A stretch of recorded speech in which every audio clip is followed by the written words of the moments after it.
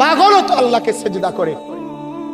আরে তুই কি মাতাল, তোর মার ঘরে জন্ম নিয়া বাপের ঘরে ঘুমাইয়া 3 বেলা ভাত খাইয়া তুই জানোয়ার সেজদা করস না, একটা ওয়াক্ত নামাজ পড়স না, তুই মানুষের বাচ্চা হইলি কেমনে বেটা?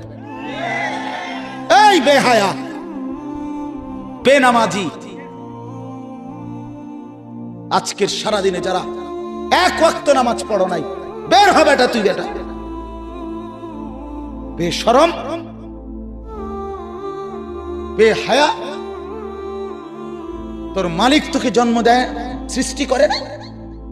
তোর আল্লাহর দেওয়া আসমান তুই ভোগ করো না? কার জমিনে তুই চলো বেটা?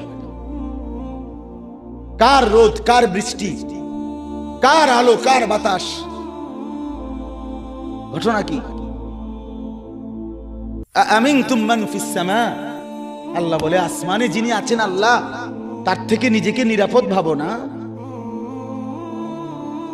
হ্যাঁ হ্যাঁ, বাদুকা খাবাই দেখা মনে করছো তুমি বান্দা, আমি কিচ্ছু কইতাম না, তুমি তামসা মনে করছো? হ্যাঁ, ফুর্তি, যৌবন, যৌবন তোমার বাপে দিছে, কথা বলে না কেন? যৌবন কারো বাপের দেওয়া? তো তোমার ভিতরের শক্তি, কামনা, বাসনা তো আল্লাহর দান।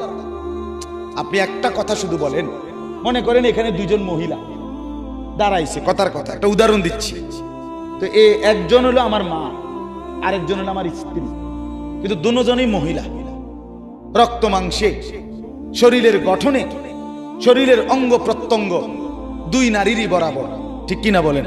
কিন্তু এই মা নামের যে মহিলাটা, আমি যখন তার দিকে তাকাই, আমার দিলের অবস্থা যেটা হয়, 1 মিনিট পরে, 30 সেকেন্ড পরে যদি আমি স্ত্রীর দিকে তাকাই, ওই মহিলাটার দিকে তাকাইলে আমার দিলের অবস্থা ক্ষণিকের মধ্যে ভিন্ন রকম হয়।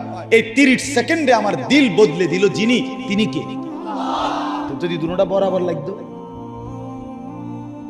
কথা কয় না?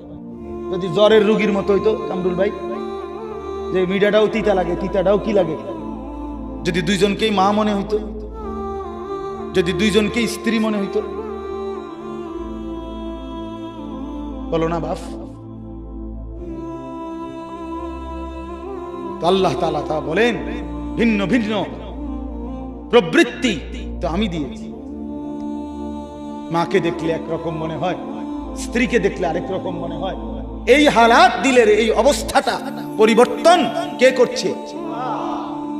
কার নাফরমানি করো? কার নাফরমানি? এজন্য লজ্জা থাকলে